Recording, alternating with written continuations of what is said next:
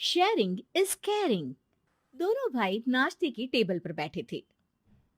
प्रियंका, मेरा नाश्ता कहाँ है? भाभी, मुझे भी ऑफिस के लिए लेट हो रहा है। इस पर प्रियंका किचन में से दोनों के नाश्ते की प्लेट्स लेकर बाहर आती है। लो भाई, आप दोनों का नाश्ता। किसी को भी 1 मिनट का सब्र नहीं है। ये प्रियंका का ससुराल है, जहाँ कोई औरत ना होने की वजह से शादी वाले दिन से ही घर के साथ दोनों भाइयों की जिम्मेदारियां प्रियंका संभाल लेती है। दोनों भाई शांति से नाश्ता कर रहे होते हैं कि अंकुश अपने भाई की प्लेट से पराठे का एक टुकड़ा उठा लेता है। आपको पता है ना, मैं खाना शेयर नहीं करता, फिर भी मेरी प्लेट में से खाना जरूरी है क्या? अरे हद हो गई है, मुझे नहीं खाना अब। अंकुर गुस्से में नाश्ता छोड़कर टेबल से उठ खड़ा होता है। अरे, ये कैसा बिहेवियर है अंकुर? एक टुकड़ा ही तो है। एक हो या आधा, मुझे भूख लगी है तो ये सिर्फ मेरा ही है। उसे भी किसी के साथ शेयर करने बैठा तो भूखा नहीं रह जाऊंगा। अरे बाबा ठीक है, अब इस पर भी लड़ाई। दूसरा बना देती हूँ, पर प्लीज ऐसे खाना बीच में छोड़कर मत जाओ। इससे अन्न का अपमान होता है। ओ प्लीज भाभी, ऐसी कोई चीज होती ही नहीं है। आपके पास पैसे हैं, खरीदो और खाओ। अगर नहीं खाया जाए तो फेंक दो। अरे दुनिया में सब यही करते हैं। अंकुर बैग उठाकर ऑफिस के लिए चला जाता है, जिसके पीछे उसका बड़ा भाई मायूस सा घर में खड़ा रह जाता है। जिसने बचपन से सोने की चम्मच में खाया हो, उसे दुनिया के बारे में क्या पता होगा। वैसे गलती तो हमारी ही है।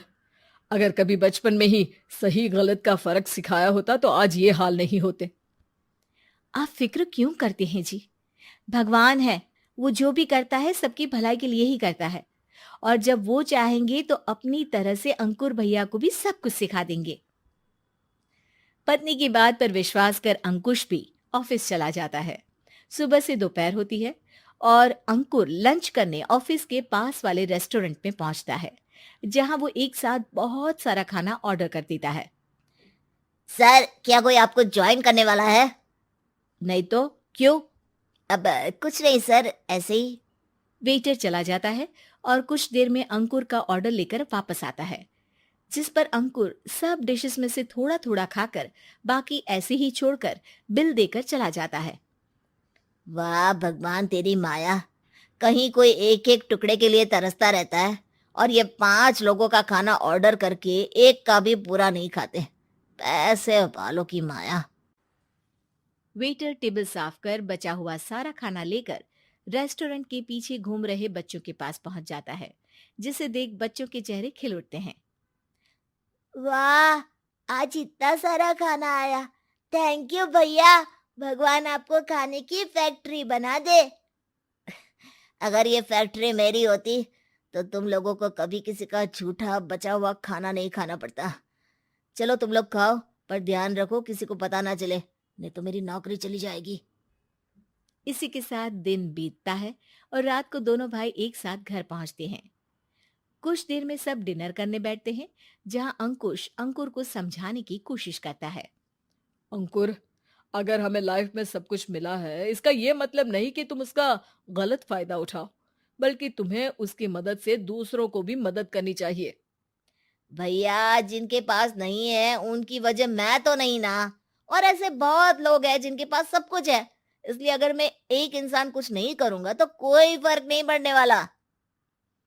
तुम्हारे भैया बस एक चीज समझाना चाहते हैं कि जिस चीज की हमारे पास कमी नहीं है, उसे बर्बाद करने से अच्छा है कि लोगों के साथ शेयर करें। इससे हम सिर्फ सामान नहीं, खुशियां भी बांटते हैं, और इसमें तुम्हारा ज्यादा कुछ तो जाएगा नहीं। भैया भाभी की बात सुन अंकुर कुछ बोले बिना उठकर चला जाता है। इसी तरह दिन बीतते रहते हैं, जिसमें अंकुश और प्रियंका कोशिश तो बहुत करते हैं, पर अंकुर पर किसी भी चीज का कोई असर नहीं पड़ता। एक दोपहर अंकुर सैंडविच खाते हुए सड़क के किनारे चल रहा होता है। तभी उसकी नजर आइसक्रीम वाले पर पड़ती है और वो सैंडविच सड़क किनारे फेंक आइसक्रीम खरीदने पहुंच जाता है। अब इसे कहते हैं जिंदगी का सुख।